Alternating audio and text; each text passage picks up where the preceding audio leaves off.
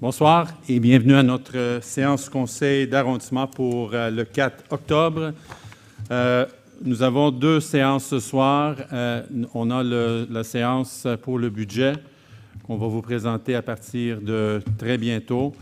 Après ça, on va vous donner l'opportunité de poser des questions.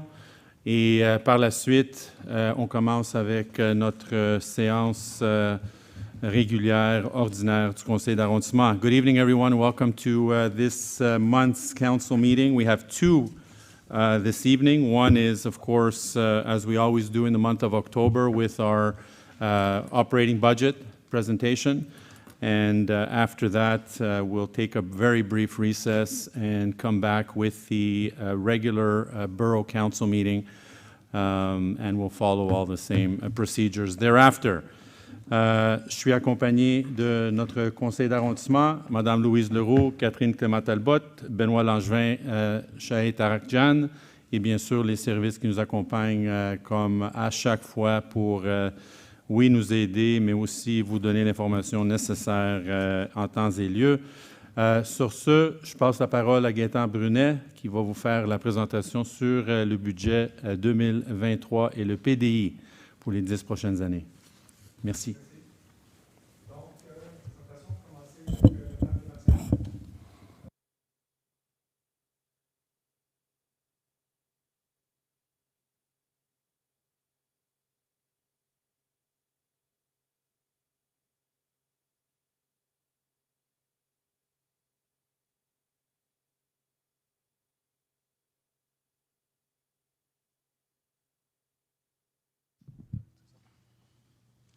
C'est-tu mieux? Okay. Donc, on était rendu nature des dépenses, budget par direction, fait saillant du budget 2023, l'état des réserves, le sommaire du PDI 2023-2032. Le PDI, c'est le plan décennal des mobilisations. Après ça, le programme de réfection routière, programme de réaménagement des parcs et programme de protection des bâtiments. Le profil de l'arrondissement, selon les données du ministère des Affaires municipales 2022, la population est à 73 889 personnes, superficie de 27,1 km². La valeur moyenne d'une propriété unifamiliale, selon le nouveau rôle qui a été déposé au mois de septembre, qui va être en vigueur pour 2023 jusqu'à 2025. Donc, la valeur moyenne est à 601 100 et la valeur moyenne d'un appartement condo est à 325 100. Le budget de fonctionnement pour 2023 sera de 36,2 millions et le budget PDI 2023-2032, 58 millions. Les réalisations en 2022, le réaménagement du parc du Millénaire, qui est juste à l'arrière ici, l'implantation de la collecte des matières résiduelles pour les 9 logements et plus, les industries, les commerces, les écoles, la phase 2 pour le secteur ouest, journée de jardinage où plus de 1000 citoyens ont profité des services offerts, intégration d'Instagram comme moyen de communication, adoption du plan d'action en culture et du plan d'action en loisirs et le plan particulier d'urbanisme, le PPU, pour le boulevard Saint-Charles. Les actions prioritaires pour 2023. L'expérience citoyenne étant une priorité pour l'arrondissement de Pierrefonds-Roxboro, nous poursuivons notre engagement à offrir des services de qualité en plaçant le citoyen au cœur des préoccupations. La réalisation du programme de mini-forêt au parc de Deauville dans le cadre du budget participatif, le rehaussement des services offerts aux citoyens en environnement et transition écologique en concert avec l'Écoquartier, la poursuite du programme annuel de plantation d'arbres et de lutte à la grille du frêne, ainsi que la diminution des îlots de chaleur conformément au plan Canopée et Montréal 2030, la mise en œuvre d'un plan d'action en développement social et sécurité urbaine, le réaménagement du boulevard Lalande et le réaménagement du parc du Château-Pierrefonds. Les sources de financement. L'arrondissement possède 4 sources de financement. La première, c'est les transferts centraux qui représentent 73 % de notre budget. C'est les montants transférés par la Ville-Centre pour les services de proximité. Ces transferts constituent la dotation budgétaire de base de l'arrondissement. Deuxième source, la taxe relative aux services, communément appelée la taxe d'arrondissement. C'est un espace fiscal qui appartient à l'arrondissement, ça représente 21 % de notre budget. Ensuite, les revenus de sources locales, qui représentent 4 % du budget. c'est les sommes provenant de la tarification de certains services rendus par l'arrondissement, comme les permis et certificats. Finalement, on a une affectation de surplus qui représente 2 de notre budget. C'est l'utilisation de surplus accumulés, de réserves financières et de fonds réservés aux fins des activités de l'exercice.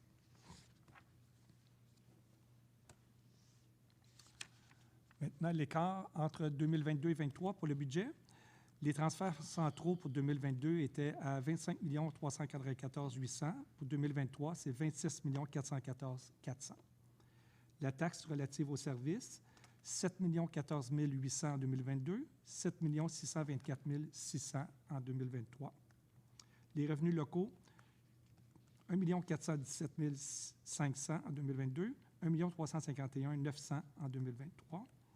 Et les surplus et revenus anticipés, 1 150 000 en 2022 et 800 000 en 2023. Exemple de variation d'un compte de taxe pour la taxe locale, la taxe d'arrondissement. Le taux de taxe d'arrondissement 2022 était à 7,88 sous du 100 $ d'évaluation. Pour 2023, on n'a pas encore le taux, étant donné que le rôle d'évaluation vient juste d'être déposé. On n'a pas eu les taux encore de la Ville-Centre. La valeur foncière pour une maison en 2022 était à 411 378, ce qui faisait en sorte que c'était 324,16 sur le compte de taxes. Pour 2023, la valeur moyenne est à 601 100, ce qui va faire en sorte que la taxe de service va être environ à 350,9, soit une augmentation de 25,93. L'augmentation représente environ 0,75 du compte de taxes total. La nature des dépenses. Pour la rémunération en 2022, on avait 26 166 500. 2023, 27 400 200. Un écart de 1 333 700 qui représente environ 4,7 d'augmentation. Pour transport et communication, 327 800 en 2022, 325 000 en 2023, une légère baisse de 2 800 qui fait 0,1 de baisse. Pour les honoraires professionnels et services techniques, 1 872 700 en 2022, 1 901 600 en 2023, une hausse de 28 900, donc 1,5 d'augmentation. Location, entretien et réparation, 2 722 400 en 2022, 2 772 300 en 2023, une augmentation de 49 900, soit 1,8 Biens durables et non durables, on passe de 3 4 700 en 2022 à 3 65 800 en 2023, une augmentation de 61 100, donc 2 Finalement, les autres, comme les subventions, réclamations, contributions aux organismes, on passe de 883 000 à 726 000, une réduction de 157 000, soit une réduction de 17,8 Au total, notre budget augmente d'1 213 800, soit 3,5 de plus qu'en 2022. Maintenant, par direction, pour les services administratifs, ça représente 11,1 du budget, 4 12 400. La direction générale, c'est 2,3 du budget, 843 300. Développement du territoire et études techniques, 9,9 pour 3 598 600. Les travaux publics, 52,1 18 864 500. Culture, sport, loisirs, développement social, 24,5 pour 8 872 100.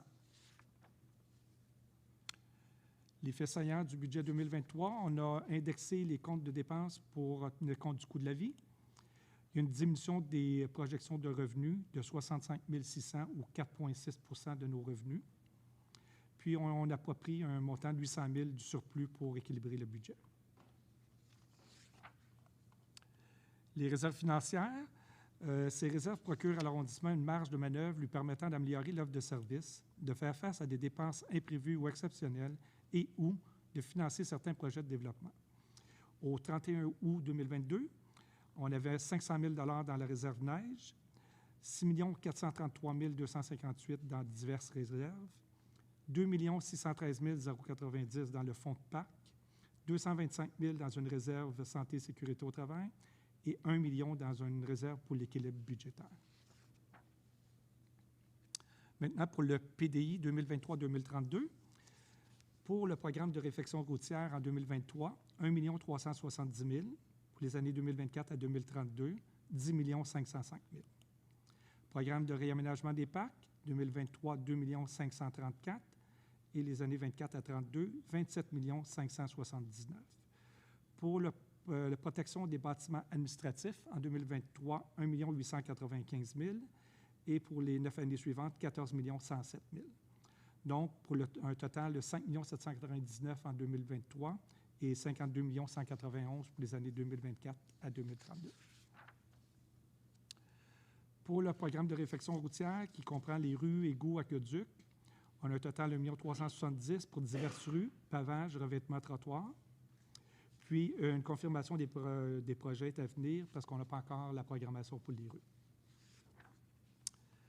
Programme de réaménagement des parcs, un total de 2 534 000, ce qui est priorisé pour 2023, le parc du Château-Pierrefonds, parc Bois des Trottiers, des sentiers multifonctionnels, les projets priorisés du plan directeur des berges et l'aménagement de l'aire de jeu au parc Grillé. Finalement, pour le programme de protection des bâtiments, on a 1 895 000 de prévu. Il y a le réaménagement de l'intérieur de la bibliothèque William J. Ball à Roxborough, l'entretien préventif des bâtiments de l'arrondissement, puis l'installation de compteurs d'eau dans les bâtiments municipaux. Merci. C'est tout.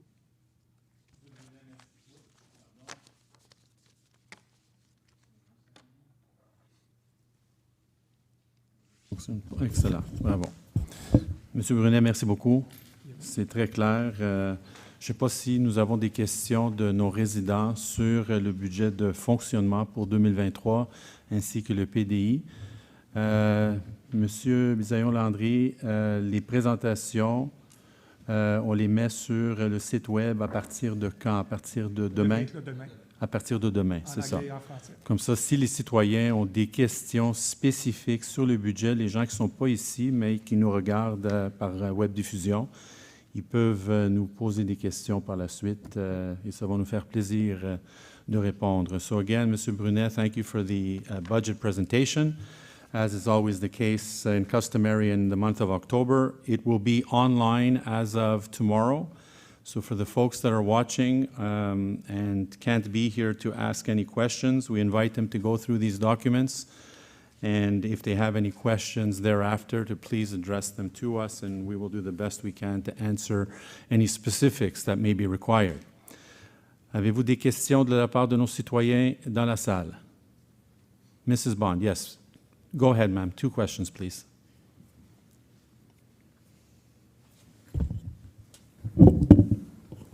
Is that the right button? That's oh, the right good. one.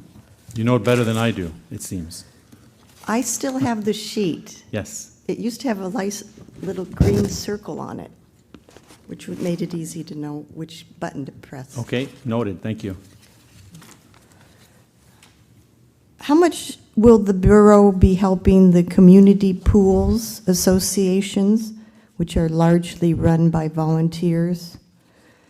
That costs a lot less than the overhead does for the 2 public pools, and that serve the public by providing additional capacity and other activities.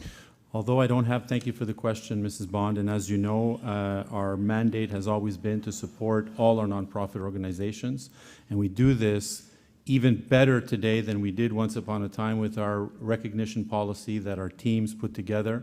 And now everyone falls in within certain categories which give them access to either facilities or funding when it's available. The pools, as you know, although I don't have that number with me here, you know that we are always supporting our outdoor pools. We give them the operating to start up and close their pools. We do the testing for them, and we give them the necessary grants when we see that they have some repairs that have to get done to keep them going.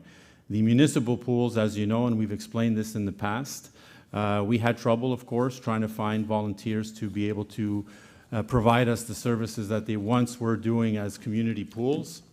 However, the amount that we give the pools to run, or a company to run the pool, is comparable to what we were giving once upon a time to the volunteer associations, if you will, and they have the expertise that's required to manage a brand-new state-of-the-art facility and allow for the associations that are there with the handful of volunteers to concentrate on the services that they offer to the community. And so we've always said this, I've always said this, that we provide the infrastructure for them and we allow for the volunteers to provide that hands-on service to the public and give the services that they do so well. And so that's something that we continue to do.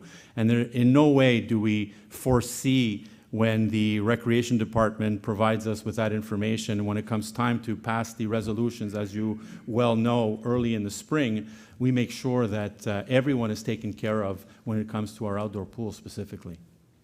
What is the... Well, Briarwood, once again, has not been included. So this is... And this is really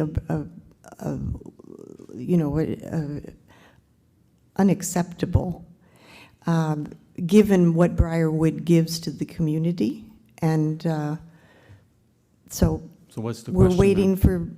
for you to change your policy on Briarwood. Well, if that's the second question, and thank you, Briarwood, as you know, we've mentioned this a while back when we spoke to the executive at Briarwood. They knew that that would be their last year that they would be able to get services from the city. Well, there was no agreement. Well, you asked me a question, Mrs. Bond. I'm answering the question, please. And I'm telling you that Briarwood was in very close proximity to Versailles. Versailles, we had a major investment, multi-millions, to create a state-of-the-art pool that we felt was close enough to Briarwood to allow for the folks that use Briarwood to also be able to go to Versailles Pool. Briarwood, on the other hand, was, and as most of the pools are on the West Island in general, and I know them all very well, they're aging infrastructures, and responsibly, we could not pass resolutions to give funds to an organization that is managing an aging and very difficult facility. And so, having said that, Briarwood still decided to continue their mission of creating aquatic programming and camps at their facility, and they knew full well that the city would not be able to support them, and they were able to do it on their own, from what I understand this year, which is good on them.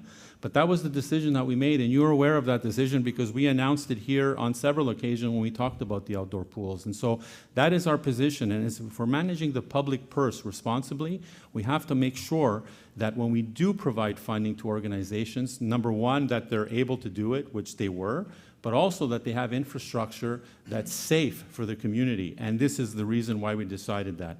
Thank you for the questions, Mrs. Bond. Okay, and I'm not sure that you're saying what in fact is the condition of the pool. Well, I'm not going to get in, Mrs. Bond, I'm not going to get into it because I gave you two questions, and it was about the budget. It's about the budget, and what I can tell you is, and I'm going to end it with this, we paid companies to analyze the pools twice to make sure that any future investments would be confirmed by specialists that know aquatic services and aquatic installations. And if you remember years back, and I'm going to end with this, there were extensive repairs just to bring them up to par at every single pool. And that's what prompted us, if you remember, to go through that whole, that whole procedure of acquiring Valley Crest, with Valley Crest's approval, I must say, where we built the first municipal pool. And you weren't there, but we met all the outdoor pools here, and we mentioned to them our long-term plan for the outdoor facilities, where we were looking at creating municipal pools eventually. And at that time, most were receptive and quite happy that we were doing it. So if you want to talk about pools further than that, we would be happy to be able to provide you information thereafter, but I appreciate the questions regarding the pools because it's something that's close to us as well. Thank you, Mrs. Bond. 10-03. Est-ce que le micro est on, mais c'est pas assez proche. Que soit adopté l'ordre du jour de la séance du conseil d'arrondissement. Je propose. J'appuie. C'est le 10-03, merci. Le 30-01. Que le conseil d'arrondissement de Pierrefonds-Roxboro approuve le budget de fonctionnement pour l'année 2023. Je propose. J'appuie. Merci. Le 30-02. que le conseil d'arrondissement approuve la planification budgétaire et la programmation des projets du programme décennal d'immobilisation 2023 à 2032 de l'arrondissement de Pierrefonds-Roxboro comme dressé par la division des ressources financières de l'arrondissement comportant la liste des programmes, les montants d'investissement et les ressources de financement prévues pour ces programmes. Je propose. J'appuie. Merci. Ça nous amène à la fin de cette séance, le 70-01. Ça me prend un proposeur appuyeur. I propose. I concur. Je voulais, parce que c'est important, M. Brunet, je n'ai pas suivi tout à fait la procédure. Si on oublie le 70-01, je voulais juste vous lire quelques mots concernant le budget. M. Jacob, c'est correct? Merci. Au nom du conseil d'arrondissement, je suis heureux de vous présenter les prévisions budgétaires de l'année 2023 et le programme décennal d'immobilisation 2023-2032 de l'arrondissement de Pierrefonds-Roxboro. Le budget et le PDI, programme décennal d'immobilisation, sont le résultat du travail coordonné de notre équipe de directeurs et des membres du conseil d'arrondissement qui ont collaboré pour établir les priorités et les orientations de la prochaine année.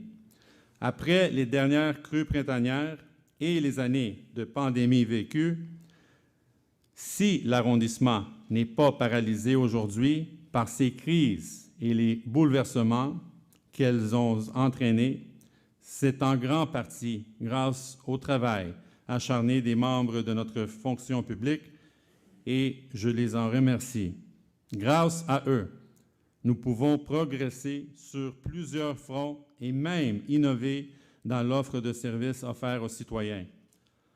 Avant de poursuivre avec les faits saillants, je tiens à vous partager les mandats et les bons coups sur lesquels nos équipes ont travaillé au cours de la dernière année.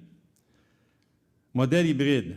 Tout d'abord, au mois de mars 2022, nous avons mis en place le processus de retour au bureau pour les employés, pour tous les employés. Le modèle hybride est très apprécié par le personnel qui bénéficie dorénavant de meilleure harmonisation du travail et de la vie familiale et qui nous permet de répondre à nos activités en présentiel, de reprendre. Nous continuons à être vigilants en suivant de près l'évolution de la pandémie COVID-19. On parle des événements publics. On a eu la journée du jardinage et de l'environnement avec plus de 1000 citoyens qui ont pu recevoir gratuitement les services offerts. Le Festival de la Fête du Canada, attirant plus de 15 000 personnes. 14 spectacles extérieurs offerts gratuitement dans les parcs de quartier pendant la saison estivale.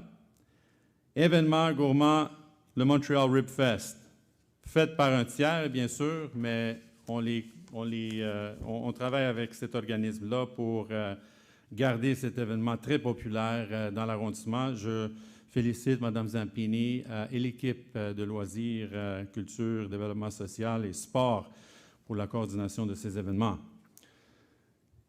Paysage urbain, participation citoyenne et vie de quartier.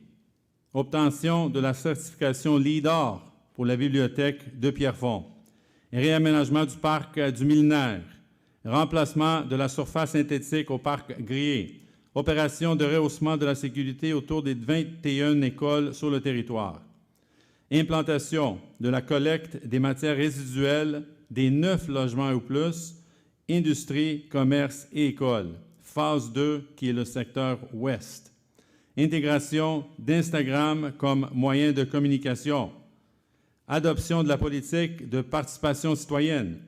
Démarche consultative du plan particulier d'urbanisme qui est le PPU Saint-Charles. Prêt de locaux pour la lutte contre la pandémie. Nos actions prioritaires en 2023, et nous allons poursuivre en entreprendre certains projets tels que la réalisation du programme du mini-forêt au parc de Deauville dans le cadre du budget participatif de la Ville de Montréal, rehaussement des services offerts aux citoyens en environnement et transition écologique en concert avec l'écoquartier de Pierrefonds-Roxboro, poursuite de programmes annuels de plantation d'arbres et de la lutte de l'agril du frêne, ainsi que la diminution des îlots de chaleur conformément au plan Canopée et Montréal 2030. Mise en œuvre d'un plan d'action en développement social et en sécurité urbaine. Réaménagement du boulevard Lalonde, réaménagement du parc de Château-Pierrefonds, comme M. Brunet a bien expliqué, programmation culturelle, misant sur la médiation culturelle et les activités hors les murs. Le budget en bref, quand au budget 2023, les dépenses prévues s'élèvent à 36 millions, un peu plus, comparativement à 34 977 000 en 2022, et cette augmentation, comme M. Brunet a expliqué, est principalement liée à la majoration de la masse salariale et les contrats qui augmentent en raison d'inflation économique vécue à l'échelle provinciale. Pour l'exercice 2023, les revenus de l'arrondissement sont estimés à 1 351 900, ce qui correspond à une baisse comparativement à l'an dernier, et l'arrondissement a obtenu un transfert budgétaire de 26 414 400 de la Ville de Montréal. En complément, le taux de taxe locale passera de 0,0788 et le taux à venir du 100 $ d'évaluation, comme M. Brunet a expliqué, parce qu'on n'a pas eu les chiffres de la Ville de Montréal. Le PDI 2023-2032, au niveau du budget d'investissement, nous poursuivons nos efforts dans l'amélioration de nos infrastructures de loisirs, nos bâtiments de notre réseau routier, notamment. L'accent sera mis sur priorité de plans directeurs du parc et des berges, des projets touchant les espaces verts et ceux en génie civil et l'infrastructure souterrain, sans compter divers projets d'amélioration locale qui pourraient s'ajouter. Ainsi, notre budget d'investissement pour l'année à venir se chiffre à 5 799 000. Et en terminant, l'élaboration du budget municipal constitue un effort collectif. Je désire remercier tous mes collègues au conseil d'arrondissement et l'équipe administrative qui ont contribué à sa préparation. Et je remercie également les citoyens et citoyennes qui, tout au long de l'année, participent aux activités offertes et contribuent à la vigueur sociale de l'arrondissement. Je voulais aussi ajouter, j'ai pensé à ça quand M. Brunet faisait la présentation, les chiffres que vous voyez pour les parcs, les rues, etc., c'est beaucoup plus. Ça, c'est notre budget seulement. Mais on cherche aussi les subventions à la Ville de Montréal et les montants très importants à la Ville de Montréal pour faire d'autres rues, d'autres parcs, réaménager des bâtiments, etc. Ça, c'est à part le budget que vous voyez ici sur l'écran. I'm going to do this in English as well because I think it's extremely important that folks really get a grasp of what we're talking about tonight in a nutshell. And as I mentioned, that information can also be found on our website as of tomorrow. On behalf of the Borough Council, I am pleased to present the 2023 budget estimate and the 2023-2032 10-year capital expenditures program for the Borough of Pierrefonds-Roxboro. The budget of the 10-year expenditure program are the result of the coordinated efforts of our team of directors and members of Borough Council who worked together to establish the priorities and orientation for the coming year. After the last spring floods and pandemic, the fact that the borough is not paralyzed today by these crises and the upheaval that they caused is largely due to the hard work of our public servants, and I thank them for that. Thanks to them, we are able to make progress on many fronts and even innovate in the services offered to citizens. We are very proud of that. Before I move on to highlights, I would like to share with you the mandates and success stories that our teams have worked on over the past year. There's many more than this. This is in a nutshell. We're giving you a brief portrait of what's happened. The hybrid model. First of all, in March 2022, we implemented the return to office process for all employees. The hybrid model is very much appreciated by staff who now benefit from a better alignment of work and family life. And it also allows us to return to our face-to-face activities. We continue to be vigilant in monitoring the COVID-19 pandemic, however. Our public events, as I mentioned in French, the Gardening and Environmental Day, with more than 1,000 citizens receiving free services. Canada Day festivities attracting over 15,000 people, if not more, throughout the day. 14 free outdoor shows in neighborhood parks during the summer season. Of course, the Montreal Rib Fest, which is a gourmet event offered by an organization, but we partner with them logistically to make it happen in our community as it's very sought out. Urban landscape citizen participation in neighborhood life, LEED Gold certification obtained for the Pierrefonds Library, redevelopment of the Parc du Millénaire, replacement of the synthetic surface at Greer Park, operation to improve security around the 21 schools on our territory, implementation of residual material collection for 9 or more dwellings, industries, businesses, and schools, which is really the phase 2 part of the project, and it talks about the western sector of our borough. Integration of Instagram as a means of communication, I think beyond us, beyond me, but it's a segment of the population that we're trying to target and reach the younger generation that is really connected to Instagram with some pretty innovative posts to try to get them involved in community life. So I congratulate the communications department for doing this. Adoption of the public participation policy, consultative process for the St. Charles Special Urban Planning Program, rental of space for the fight against the pandemic, of course, as we were in close contact with our CIUS. And we were the first, actually, on the West Island to provide a space for them to be able to provide the services that they were doing, particularly at the Jerry Robertson Center in the East. Our priority actions for 2023, we will carry on and undertake certain projects such as the completion of the mini forest program in Deauville Park as part of the City of Montreal's participatory budget, enhancing services offered to citizens on the environment and ecological transition in partnership with the Pierrefonds Roxborough Eco-Quartier, the renewal of the annual tree planting program of the fight against the emerald ash borer, and as well the reduction of heat islands in accordance with the Plan Canopé and Montreal 2030, implementation of an action plan for social development and urban safety, that's coming, redevelopment of Boulevard Lalonde, redevelopment of Château Pierrefonds Park, the cultural programming focusing on cultural mediation and off-site activities. So the budget in brief, and to end with this, the 2023 budget planned expenditures amount of $36,190,900 compared to $34,977,100 in 2022. This increase is primarily related to the increased payroll and contract costs due to provincial economic inflation. For the fiscal 2023, the borough's revenue are estimated at $1,351,900, which is a decrease compared to last year. The borough obtained a budget transfer of $26,414,400 from the City of Montreal. And in addition, the local tax rate will go from 0.0758 to a pending rate per $100 assessment.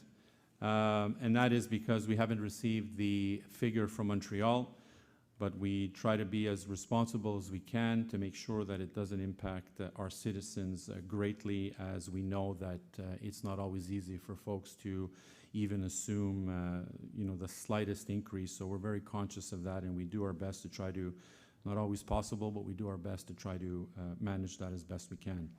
In terms of the investment budget, we are continuing our efforts to improve our recreational infrastructures, our buildings, and our road network. In particular, the focus will be on priorities identified in the master plan of parks and waterfront areas, something new that we created here as well.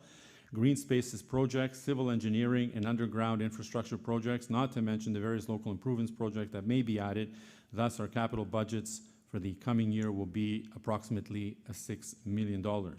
In closing, the development of the municipal budget is a collective effort, and I would like to take this opportunity to thank, of course, my colleagues here on council, but also the administrative team who helped prepare it. And I would also like to thank the residents who, throughout the year, take part in the activities offered and contribute to the borough's social vitality, but also inform us and let us know some of their concerns they have throughout our community.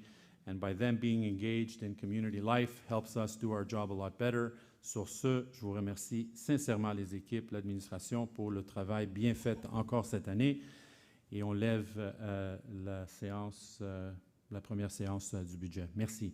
So we'll take a brief 10-minute break till 7:45. 5 minutes? 5 minutes? Parfait. 5 minutes, puis on revient. C'est 45, c'est comme ça, c'est annoncé? Parfait. À 7h45, dans 10 minutes, on revient avec la séance ordinaire du conseil d'arrondissement. We'll be back in 10 minutes, folks. Thank you.